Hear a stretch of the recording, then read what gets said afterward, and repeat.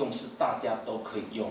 中嘉宽频与国立台湾师范大学大众传播研究所今年再度合作开办桌游设计工作坊，将透过6堂培力课程推出2款新的媒体素养桌游。课程中除了邀请台师大大传所陈炳宏教授带领学员了解假新闻与认识公用频道的禁用之外，也安排专业的桌游讲师引导学员掌握游戏设计的要领。其实像这次上课，我会特别提醒的就是，既然我们选择桌游和游戏了嘛，那我们当然娱乐性跟游戏性是要考虑到的。那如果只是单纯想要传递讯息的话，那可能还是会选择文字载体啊，或是书本。那我认为，其实桌游的编写、编撰啊，以及它的发想创造过程啊，它其实跟写作是相同的概念啊，只是我们有没有办法透过游戏的机制去传递我们自己想要传递的讯息。但我会强调的是，这些事情它必须要合乎真实，也就是它要合乎逻辑的。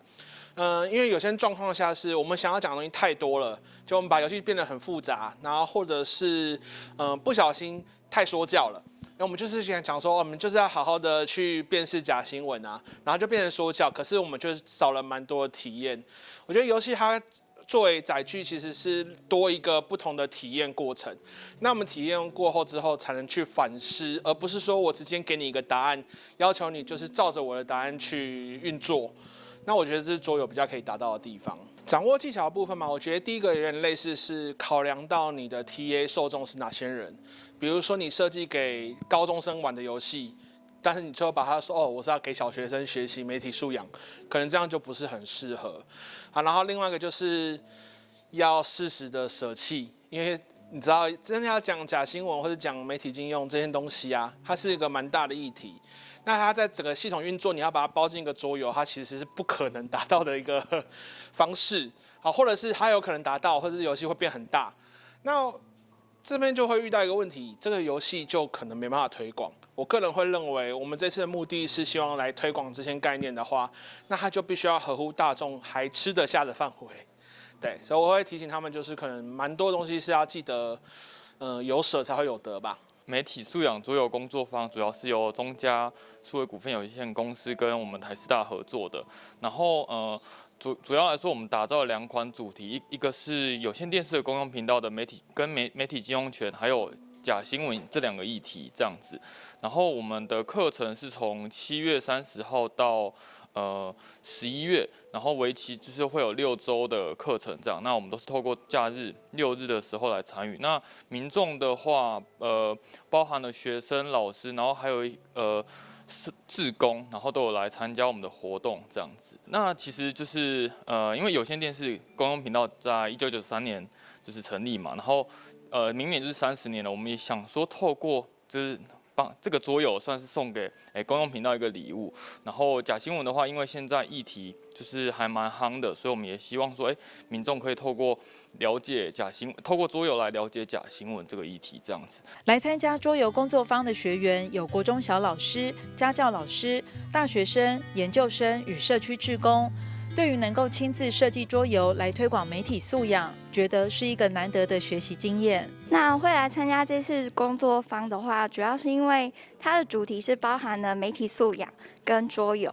那媒体素养是在教育方面觉得是未来的一个趋势。那本身是英文老师，所以希望可以融入到自己的课程。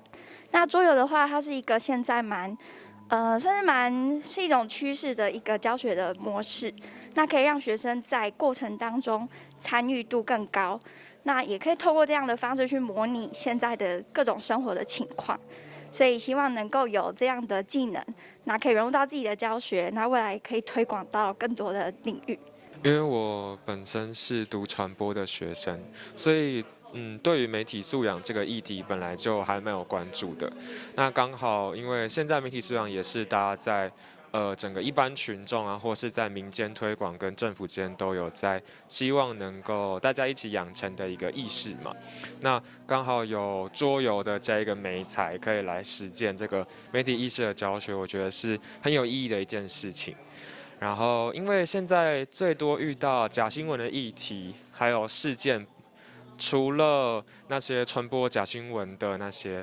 不孝的人以外，我觉得对这个社会最大的影响，好像是那些我们一般民众有可能在很多时候会误传假讯息，那有时候就会成为假讯息的受害者，然后甚至可能成为帮凶，然后还受罚。所以能够透过桌游这个媒材，然后把媒体意识、媒体素养这些讯息传播给一般的大众，让他们透过游戏来学习的话，感觉是一个很好，然后可以防范假讯息就是这么泛滥猖獗的一个很好的一个活动。身处于资讯爆炸的时代，现代人必须具备媒体素养能力，才能对接收到的讯息做出正确的判断。中嘉宽屏携手台师大，持续透过桌游来推广媒体素养的观念，希望借由轻松有趣的推广方式，将媒体素养的观念推广到社会每个角落。记者陈淑平台北报道。